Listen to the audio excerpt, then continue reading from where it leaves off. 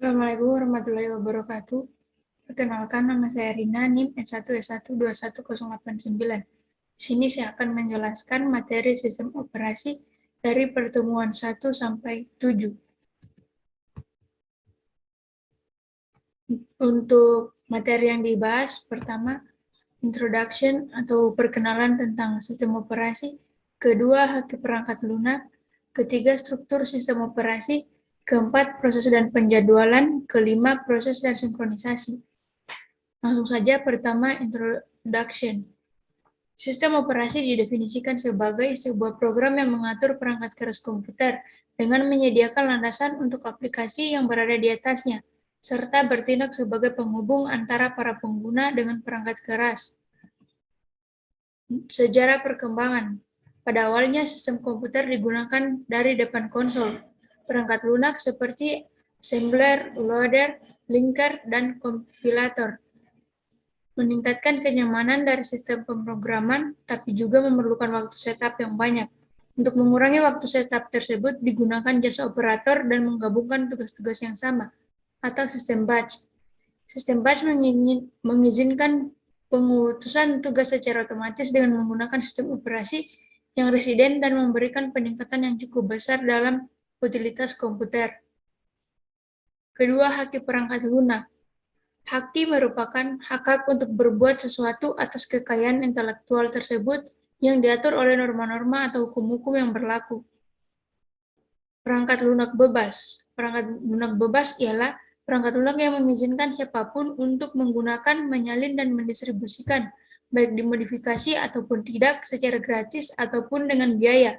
Perangkat lunak bebas mengacu pada 4 jenis kebebasan bagi para pengguna perangkat lunak, yakni kebebasan 0, kebebasan untuk menjalankan programnya untuk tujuan apa saja.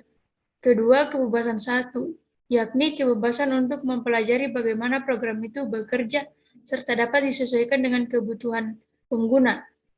Ketiga, kebebasan 2, yakni kebebasan untuk menyebarluaskan kembali hasil salinan perangkat lunak tersebut sehingga dapat membantu sesama pengguna. Keempat, kebebasan 3, yakni kebebasan untuk meningkatkan kinerja program dan dapat menyebarkannya ke khalayak umum, sehingga semua menikmati keuntungan akses pada kode program. Merupakan suatu prasyarat juga. Aneka ragam haki, yakni hak cipta, paten, merek dagang, rahasia dagang, service mark, desain industri, desain tata letak sirkuit terpadu, dan indikasi geografis. Untuk lisensi perangkat lunak, yakni perangkat lunak berpemilik, perangkat lunak komersial, perangkat lunak bebas, perangkat lunak semi bebas, public domain perangkat, freeware, shareware, GNU atau GPL. Untuk sumber terbuka atau open source, dapat didefinisikan sebagai free redistribution source code, derived work, integrity of the author source code, no discrimination against person or group, no discrimination against fields or group, dan lain-lain. Kemudian copyleft. Copyleft adalah pelesetan dari copyright atau hak cipta. Copyleft merupakan PLB yang turunannya tetap merupakan PLB. Contoh lisensi copyleft ialah GNU atau General Public License. Perangkat lunak copyleft merupakan perangkat lunak bebas yang ketentuan pendistribusiannya tidak memperbolehkan untuk menambah batasan-batasan tambahan jika mendistribusikan atau memodifikasi perangkat lunak tersebut. Ilustrasi lisensi berupa GNU atau GPL. GNU atau GPL bukan merupakan satu-satunya lisensi copyleft. Terdapat banyak lisensi lainnya seperti lisensi EPES, lisensi artistik, lisensi FreeBSD, lisensi OpenLDAP, serta masih banyak lisensi lainnya. Untuk tantangan dari perangkat lunak bebas yakni perangkat keras rahasia, pustaka tidak bebas, paten perangkat lunak, dan dokumentasi bebas. Ketiga, struktur sistem operasi. Struktur sistem operasi terdapat 3 struktur, yakni struktur sederhana, struktur berlapis, dan struktur mikrokernel. Struktur sederhana pada awalnya. Sistem operasi dimulai sebagai sistem yang kecil, sederhana, dan terbatas. Lama-kelamaan, sistem operasi semakin berkembang menjadi suatu sistem yang lebih besar dari awalnya. Dalam perkembangannya, ada sistem yang terstruktur dengan kurang baik dan ada juga yang baik. Contohnya, sistem yang terstruktur kurang baik adalah MS-DOS. Kedua, struktur berlapis. Lapisan-lapisan sistem operasi adalah suatu abstraksi dan enkapsulasi, sekumpulan struktur data dalam sistem operasi. Lapisan-lapisan berada di atas bisa mengakses operasi-operasi yang tersedia di lapisan-lapisan bawahnya. Mikrokernel. Untuk struktur mikrokernel memiliki beberapa kelebihan. Pertama, interface yang seragam, artinya proses tidak lagi dibedakan baik antara kernel level maupun user level, karena semuanya berkomunikasi via message passing. Kedua, extensibility, yakni bisa menambahkan fitur-fitur baru tanpa perlu melakukan komplikasi ulang.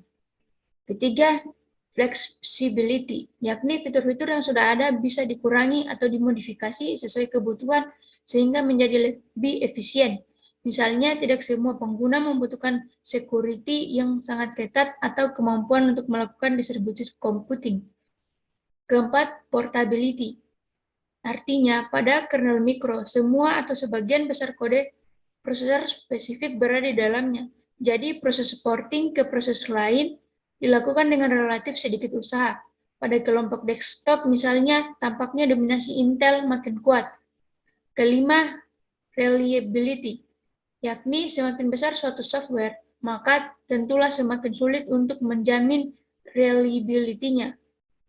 Keenam, support for object-oriented OS, yakni model kernel mikro sangat sesuai untuk mengembangkan sistem operasi yang berbasis object-oriented.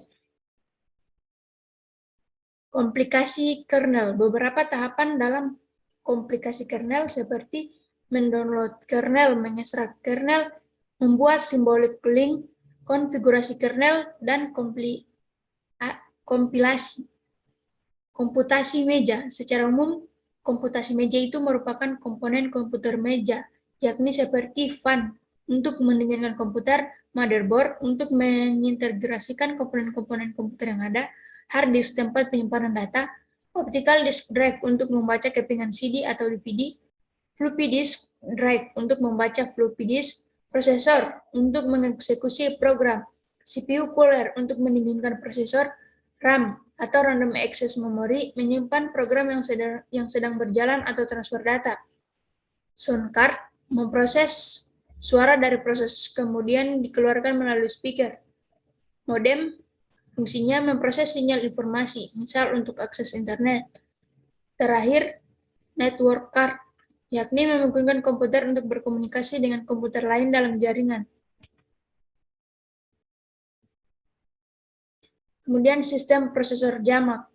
Menurut si Burchard dan kawan-kawan, keuntungan sistem prosesor jamak yakni 1. Peningkatan throughput. Artinya, karena lebih banyak prosesor yang dapat dijalankan. 2. Meningkat adalah peningkatan jumlah pekerjaan yang dapat dilakukan dalam waktu tertentu. Ketiga, peningkatan keandalan. Artinya, jika pekerjaan terbagi rata, maka kegagalan salah satu prosesor bisa ditanggulangi oleh prosesor lain. Kemudian sistem terdistribusi dan sistem terluxel. Untuk keuntungan sistem terdistribusi yakni resource sharing. Artinya, suatu komputer bisa mengakses sumber daya yang ada di komputer lain. 2. Computation speed up, yakni jika suatu proses komputasi bisa dipecah-pecah menjadi sejumlah bagian yang berjalan secara konkuren. Bagian-bagiannya bisa terjadi dalam komputer-komputer yang ada. Ketiga, reliability, yakni jika suatu komputer mengalami kegagalan, maka secara keseluruhan sistem masih bisa dapat berjalan. Keempat, communication. Karena suatu proses terhubung dengan komputer-komputer lainnya, sangat dimungkinkan terjadi pertukaran informasi. Kemudian sistem terluxel. Keuntungannya pertama, absolute scalability. Adalah mungkin untuk menciptakan sistem tercluster yang jauh lebih powerful daripada suatu komputer standalone yang terbesar sekalipun. 2. Incremental scalability, yakni cluster diatur sedemikian rupa sehingga bisa di-upgrade sedikit demi sedikit sesuai dengan kebutuhan tanpa harus mengupgrade keseluruhan sistem sekaligus secara besar-besaran.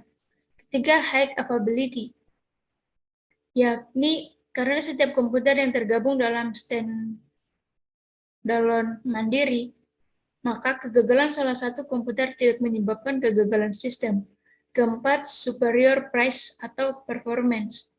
Dengan konfigurasi yang tepat, dimungkinkan untuk membangun sistem yang jauh lebih powerful atau sama dengan komputer standalone dengan biaya yang lebih rendah. Kemudian sistem waktu nyata.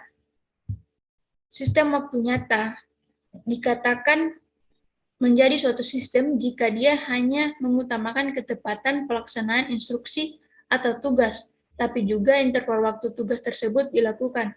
Dengan kata lain, sistem waktu nyata atau sistem real time adalah sistem yang menggunakan deadline, yaitu pekerjaan harus selesai dalam jangka waktu tertentu. Sementara itu, sistem yang tidak real time adalah sistem di mana tidak ada deadline, walaupun tentunya respon yang cepat atau performa yang tinggi tetap diharapkan. Aspek lainnya sistem. Aspek-aspek lainnya berupa sistem seperti sistem multimedia, handal, sistem berkas, bandwidth, waktu nyata, embedded system, komputasi berbasis jaringan, PDA, dan telepon seluler. Terakhir, smart card. Kemudian materi keempat, proses dan penjadwalan. Konsep proses. Proses didefinisikan sebagai sebuah program yang sedang dieksekusi. Menurut Cybercharts, proses tidak hanya sekedar suatu kode program atau text section, melainkan meliputi beberapa aktivitas yang bersangkutan seperti program counter dan stack. Diagram status proses dapat dilihat seperti di layar. Diagram satu proses. Sebuah proses dapat memiliki 3 status utama, yaitu running, yakni status yang dimiliki pada saat instruksi-instruksi dari sebuah proses dieksekusi. Kedua, waiting, yakni status yang dimiliki pada saat proses menunggu sebuah event seperti proses masuk atau keluar. 3, ready, status yang dimiliki pada saat proses siap untuk dieksekusi oleh prosesor. Terdapat 2 status tambahan, yakni new dan terminated. New adalah status yang dimiliki pada saat proses baru dibuat, sedangkan terminated, yakni status yang dimiliki pada saat proses telah selesai dieksekusi. Untuk proses control back, gambarnya seperti berikut. Proses control back atau PCB yang ditunjukkan pada gambar ini berisikan banyak bagian dari informasi yang berhubungan dengan proses yang spesifik, termasuk hal-hal seperti status proses, program counter, CPU register, informasi manajemen memori, informasi pencatatan, dan informasi status masuk atau keluar. Pembentukan proses. Pembentukan proses. Sebuah proses dibuat melalui sebuah sistem call create process yang membentuk proses turunan atau child process yang dilakukan oleh proses induk parent process. Proses turunan tersebut juga mampu membuat proses baru sehingga semua proses ini pada akhirnya membentuk pohon proses. Ketika sebuah proses dibuat, maka proses tersebut dapat memperoleh sumber daya seperti waktu CPU, memori, berkas, atau perangkat masuk keluar. Fungsi fork. Sistem operasi Unix mempunyai sistem call fork yang berfungsi untuk membuat proses baru. Proses yang memanggil sistem call fork ini akan dibagi menjadi 2, yakni proses induk dan proses turunan yang identik. Proses induk dan turunan independen satu sama lain dan berjalan bersamaan. Terminasi proses. Suatu proses determinasi ketika proses tersebut telah selesai mengeksekusi perintah terakhir atau diterminasi dengan sengaja oleh proses lain. Biasanya proses induk melakukan terminasi sengaja pada turunannya. Alasannya, turunan melampaui penggunaan sumber daya yang telah dialokasikan. Kedua, tas yang ditugaskan kepada turunan tidak lagi diperlukan. Ketiga, proses induk telah selesai dan sistem proses tidak mengizinkan proses turunan untuk tetap berjalan. Setiap proses memiliki identitas proses yang isinya berupa 3, yakni PID, kredensial, dan personality. B. Konsep thread. Multi-threading. Keuntungan dari multi-threading ada 4, yakni pertama responsif, artinya aplikasi interaktif menjadi tetap responsif meskipun sebagian dari program yang sedang diblok atau melakukan operasi lain yang panjang. 2. Berbagi sumber daya.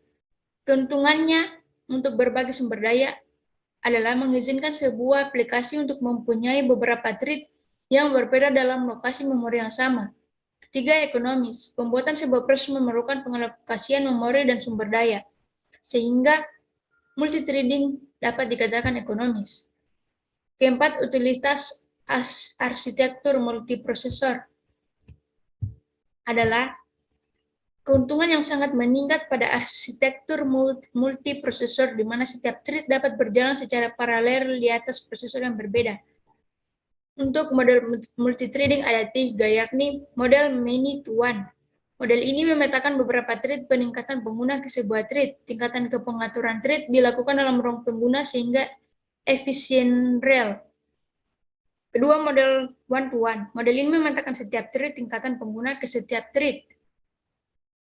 Model one-to-one menyediakan lebih banyak konkurensi dibanding model many-to-one. Keuntungannya sama dengan keuntungan thread kernel. Ketiga, model many-to-many. Model ini memultiplex banyak thread tingkatan pengguna ke thread kernel yang jumlahnya sedikit atau sama dengan tingkatan pengguna. Keuntungan dari sistem ini ialah kernel yang bersangkutan dapat berjalan secara paralel pada multiprosesor. Pustaka thread. Pustaka thread bertugas menyediakan API untuk programmer yang dapat dalam menciptakan dan memanajemen thread. Ada 2 cara dalam mengimplementasikan pustaka thread, yakni menyediakan API dalam level pengguna tanpa dukungan dari kernel, sehingga pemanggilan fungsi tidak melalui sistem call. Kedua, menyediakan API di level kernel yang mendukung secara langsung oleh sistem operasi. Ketiga, pembatalan thread. Pemberhentian target thread dapat dilakukan dengan 2 cara, yakni asynchronous cancellation, atau yakni suatu thread seketika itu juga membatalkan target thread. Kedua, deferred cancellation, yakni suatu thread secara periodik memeriksa apakah ia harus batal. Cara ini memperbolehkan target thread untuk membatalkan dirinya secara terurut. Kemudian ada thread pools. Keuntungan dari thread pool adalah biasanya lebih cepat untuk melayani permintaan dengan thread yang ada dibanding menunggu thread yang baru dibuat. Kedua, thread pool membatasi jumlah thread yang ada pada suatu waktu.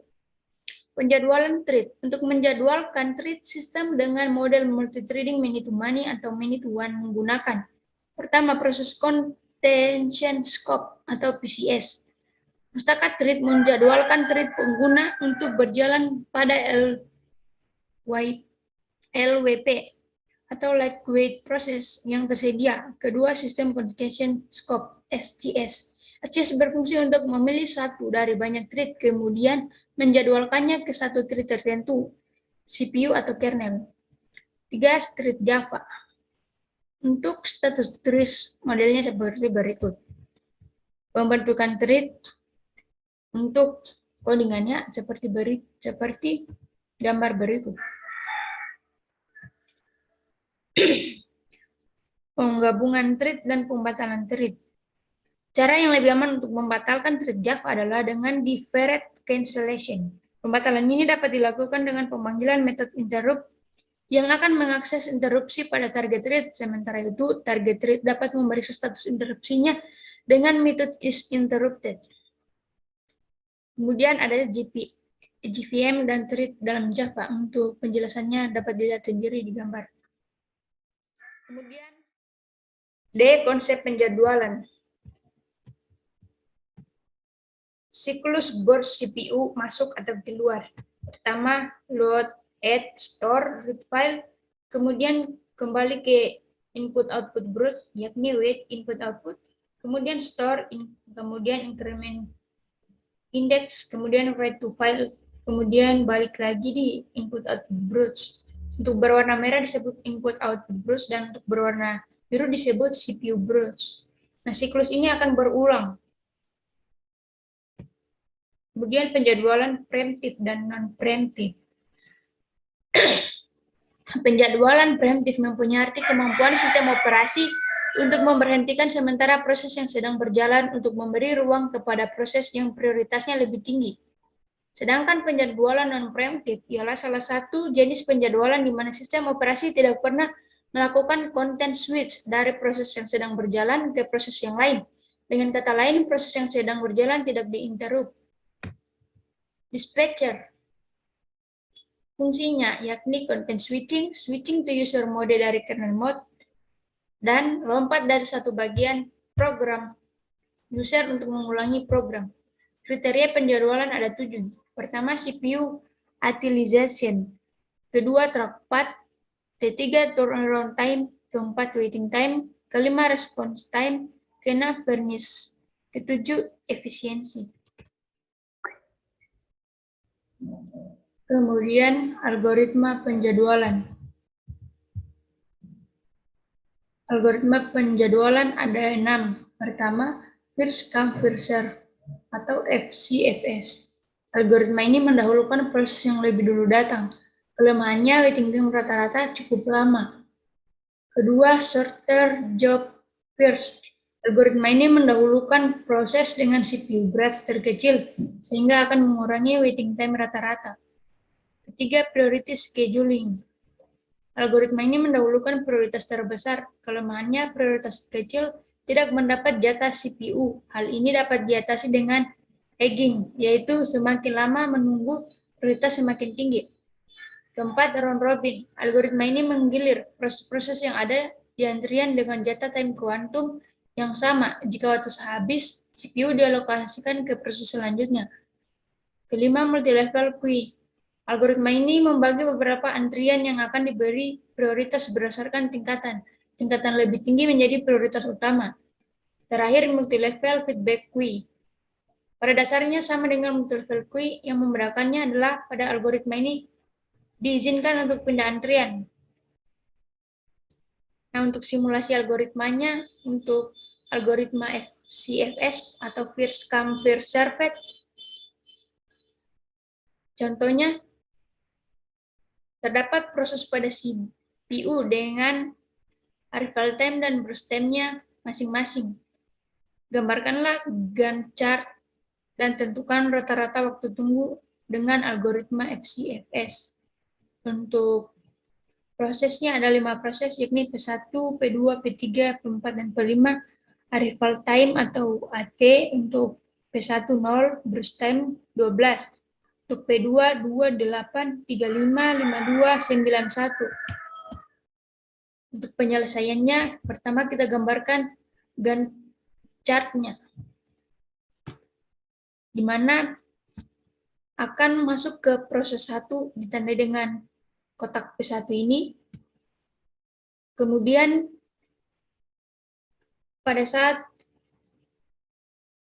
waktu yang kedua, P2 masuk ke antrian. Kemudian P3 masuk ke antrian pada waktu yang ketiga, yang ini. Kemudian P4 pada waktu 5 untuk arrival time-nya, dan P5 untuk arrival time-nya 9 untuk P1.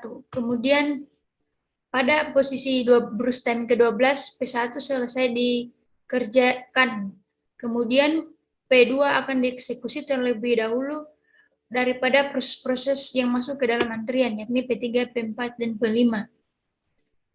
P2 membutuhkan waktu sebanyak 8 untuk masuk ke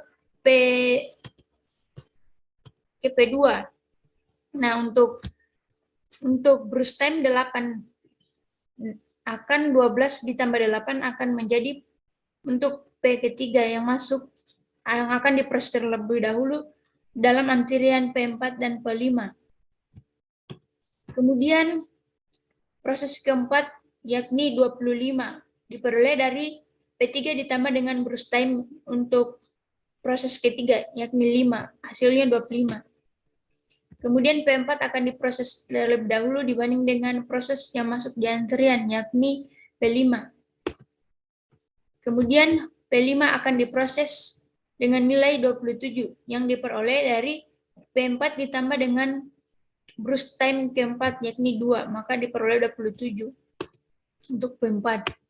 Kemudian terakhir akan P5 akan menjadi 28 diperoleh dari 27 ditambah dengan Bruce time P5 yakni 1. Waktu tunggunya seperti berikut. P1 tidak melakukan proses apapun sehingga P1-nya 0.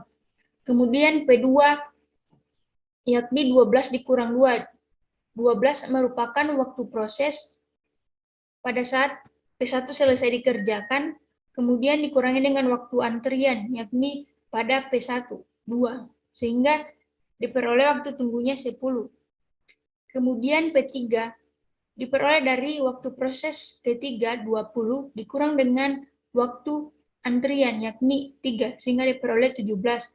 P4 sama dengan 25 dikurang 5 waktu proses keempat dikurang waktu antrian keempat yakni 5 sehingga diperoleh 20. P5 diperoleh 27 kurang 9 sama dengan 18 yakni diperoleh dari waktu proses kelima, yakni 27 dikurang dengan waktu antrian kelima, 9. Nah, untuk jumlah waktu tunggu keseluruhannya yakni 65. Sehingga apabila didapatkan waktu tunggu keseluruhan jumlahnya, maka dapat dicari rata-rata waktu tunggu dengan rumus jumlah keseluruhan waktu tunggu dibagi dengan banyaknya proses. Di sini jumlah keseluruhannya sama dengan 65 dibagi dengan jumlah prosesnya ada 5, sehingga diperoleh 13 satuan waktu. Kemudian untuk sort job first.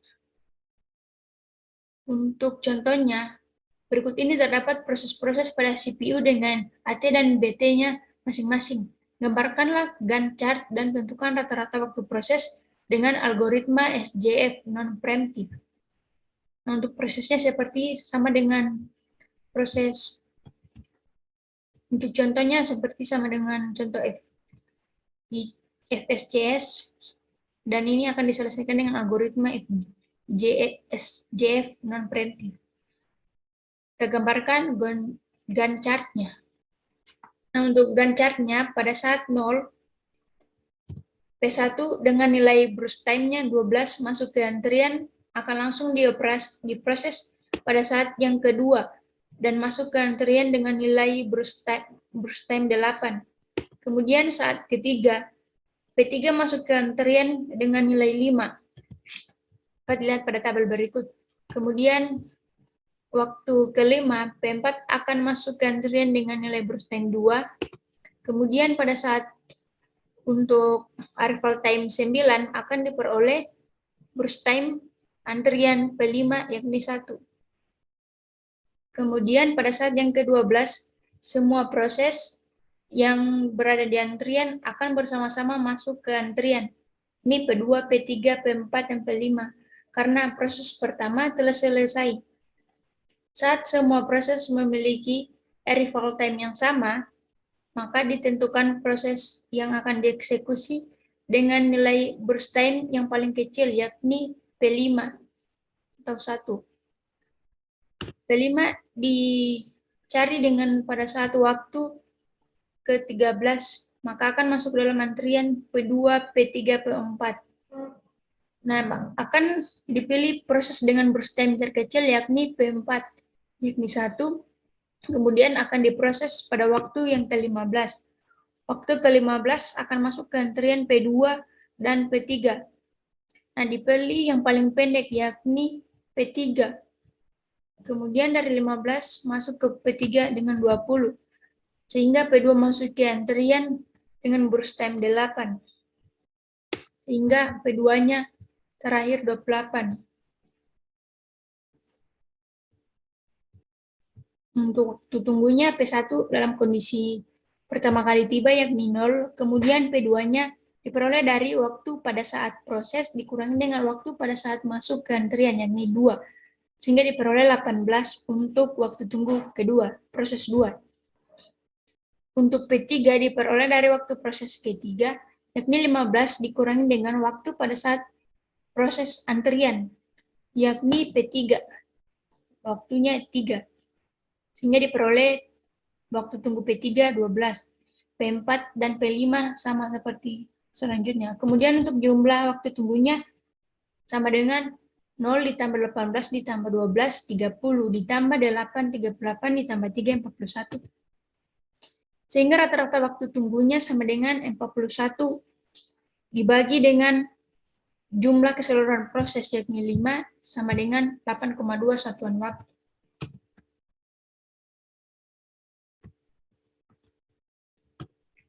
Kemudian, untuk short job first dengan penyelesaian algoritma SJF prime type. Untuk soalnya sama seperti sebelumnya. Nah, untuk cara penyelesaiannya sedikit berbeda. Nah, untuk gencarnya untuk menggunakan algoritma SJF prime type. Pada saat 0, P1 masuk ke antrian dengan burst time 12 akan langsung diproses.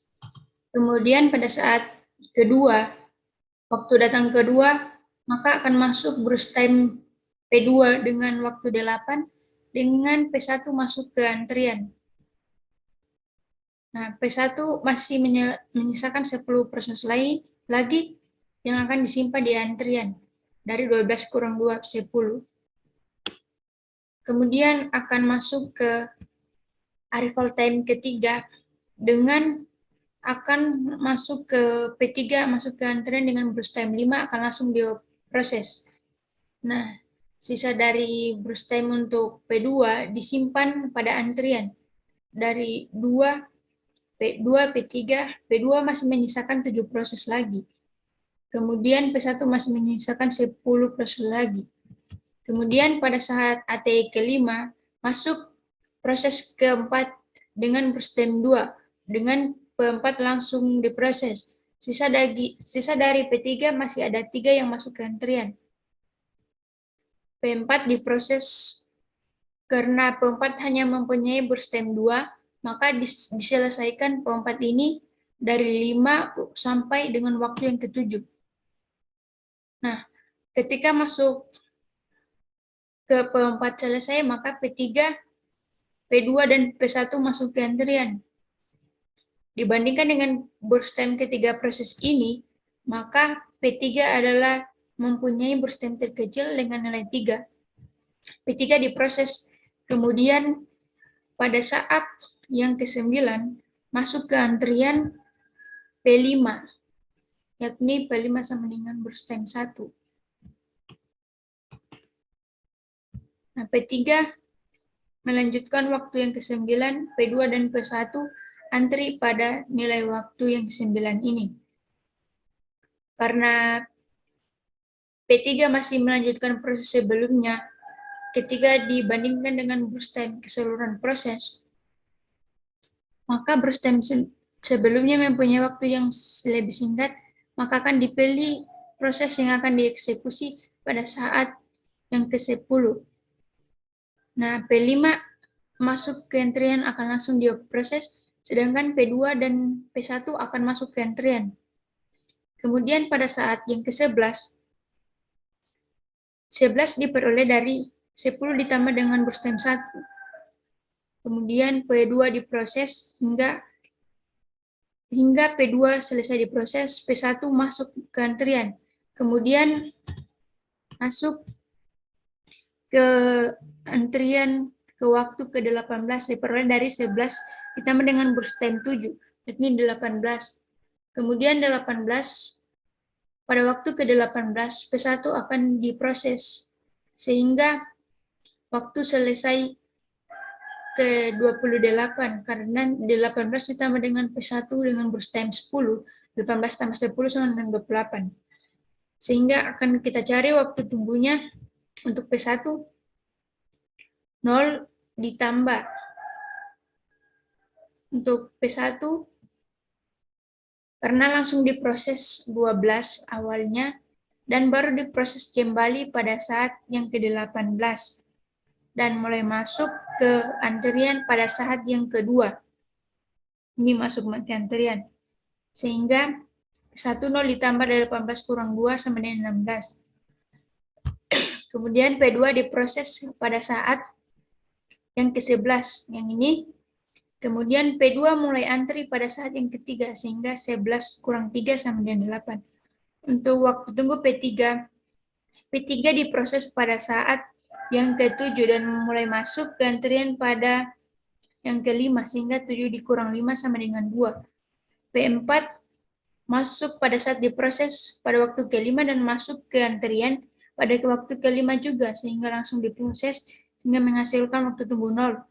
Untuk P5, pada saat diproses masuk pada waktu ke-10 dan masuk ke antrian pada saat waktu ke-9, sehingga P5 memiliki waktu tunggu 1. Untuk jumlah waktu tunggu keseluruhan, yakni 16 ditambah 8, 22, ditambah 2, 24, 16 tambah 8, 24, ditambah 2, 26, ditambah 0, 26, ditambah 1, 27. Sehingga untuk rata-rata waktu tunggunya 27,4 dibagi dengan banyaknya proses, yakni 5, sama dengan 5,4 satuan waktu. Algoritma penjadwalan ketiga yakni priority scheduling. Priority scheduling merupakan algoritma penjadwalan yang mendahulukan proses yang memiliki prioritas tertinggi. Setiap proses-proses memiliki prioritasnya masing-masing. Prioritas suatu proses dapat ditentukan melalui beberapa karakteristik, antara lain time limit, memory requirement, akses file, perbandingan antara burst masuk atau keluar dengan CPU berat, terakhir tingkatan kepentingan proses. Nah, prioritas scheduling juga dapat dijalankan secara preemptif maupun non-preemptif. Pada preemptif, jika ada suatu proses yang lebih tinggi datang memiliki prioritas yang lebih tinggi daripada proses yang sedang dijalankan, maka proses yang sedang berjalan tersebut dihentikan. Lalu CPU dialihkan untuk proses baru yang datang tersebut. Sementara itu, pada non-preemptif, proses yang baru datang tidak dapat mengganggu proses yang sedang berjalan, tetapi hanya diletakkan di depan queue. Kemudian algoritma round robin. Urutan kejadiannya. Pertama, proses pertama terpilih. Kemudian timer diset untuk interrupt proses setelah 1 kuantum. Kemudian dispatcher disiapkan guna memilih proses berikutnya. Selanjutnya, suatu proses masih berjalan pada akhir kuantum.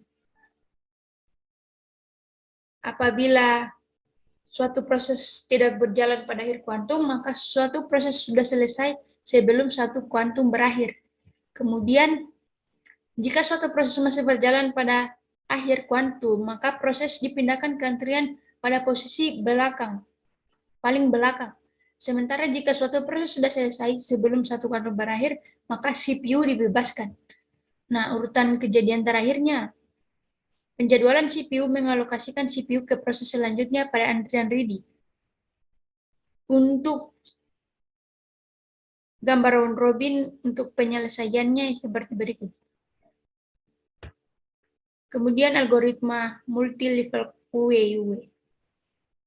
Dari gambar di samping berikut, pengelompokan proses-proses berdasarkan prioritasnya, kemudian muncul ide untuk menganggap kelompok-kelompok tersebut sebagai sebuah antrian-antrian kecil yang merupakan bagian dari antrian keseluruhan proses yang sering disebut dengan algoritma multi-level QUE. Dalam hal ini dapat dilihat bahwa seolah-olah algoritma dengan prioritas yang dasar adalah algoritma multi-level QUE, di mana setiap QUE akan berjalan dengan algoritma CFS yang memiliki banyak kelemahan. Oleh karena itu, dalam prakteknya, algoritma multi-level QUE memungkinkan adanya penerapan algoritma internal dalam masing-masing sub-antrian yang bisa memiliki algoritma internal yang berbeda untuk meningkatkan kinerjanya. Terakhir, multi-level feedback QUE. Gambarnya seperti berikut. Multi-level feedback QUE adalah salah satu algoritma yang berdasar pada algoritma multi-level QUE. Perbedaan mendasar antara algoritma QUE dan multi-level feedback QUE adalah terletak pada adanya kemungkinan suatu proses berpindah dari satu antrian ke antrian lainnya, entah itu dengan prioritas yang lebih tinggi atau rendah maupun lebih tinggi. Misalnya, pada contohnya, pertama semua proses yang baru datang akan diletakkan pada kuantum 8 milisekund. Dalam kedua, jika suatu proses tidak dapat diletakkan dalam 8 milisekund, maka proses tersebut akan dihentikan dan dipindahkan ke Q1, yakni kuantum 16 milisekund. Q1 akan dikerjakan jika tidak ada lagi proses di Q0, dan jika suatu proses di Q1 tidak selesai dalam 16 milisekund, maka proses tersebut akan dipindahkan ke Q2. Kemudian Q2 akan dikerjakan bila Q0 dan Q1 kosong dan akan berjalan dengan algoritma FCS. Kemudian materi terakhir yakni proses dan sinkronisasi.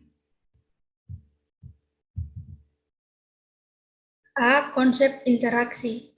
Sinkronisasi diperlukan untuk menghindari terjadinya ketidakkonsistenan data akibat adanya akses data secara konkuren. Proses-proses disebut konkuren jika proses-proses itu ada dan berjalan pada waktu yang sama. Proses-proses konkuren ini bisa bersifat independen atau bisa juga saling berinteraksi. Kemudian komunikasi antar proses terbagi menjadi dua, yakni sistem berbagi memori dan sistem berkirim pesan.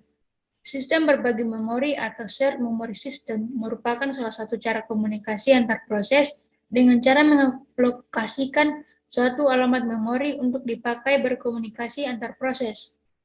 Sistem berkirim pesan adalah proses komunikasi antar bagian sistem untuk membagi variabel yang dibutuhkan. Proses-proses ini menyediakan dua operasi, yaitu mengirim dan menerima pesan. Sinkronisasi dibagi menjadi 4. Pertama, blocking send, yakni pemblokiran pengirim sampai pesan sebelumnya diterima. Kedua, blocking receive, yakni pemblokiran penerima sampai terdapat pesan yang akan dikirim. Kemudian, non-blocking send, artinya pengirim dapat terus mengirim pesan tanpa mempedulikan apakah pesan tersebut sebelumnya sampai atau tidak. Non-blocking receive, yakni penerima menerima semua pesan, baik berupa pesan yang valid atau pesan yang salah. Penyangga dibagi menjadi 3. Pertama, kapasitas 0. Kapasitas 0 artinya antrian mempunyai panjang maksimum 0, sehingga tidak ada penungguan pesan atau message waiting. Dalam kasus ini, pengirim harus memblok sampai penerima menerima pesan. Kapasitas terbatas berarti antrian mempunyai panjang yang tidak ditentukan, paling banyak N pesan dapat dimasukkan. Jika antrian tidak penuh ketika pesan dikirimkan, pesan yang baru akan menimpa dan pengirim dapat melanjutkan eksekusi tanpa menunggu. Kapasitas tak terbatas berarti antrian mempunyai panjang yang tak terhingga, sehingga semua pesan dapat menunggu, sehingga pengirim tidak akan pernah diblok. Klien atau server. Server adalah komputer yang dapat memberikan servis ke server, sedangkan klien adalah komputer yang mengakses beberapa server yang ada di klien, sehingga klien membutuhkan suatu servis yang ada di server. Dia akan mengirim request kepada server lewat jaringan.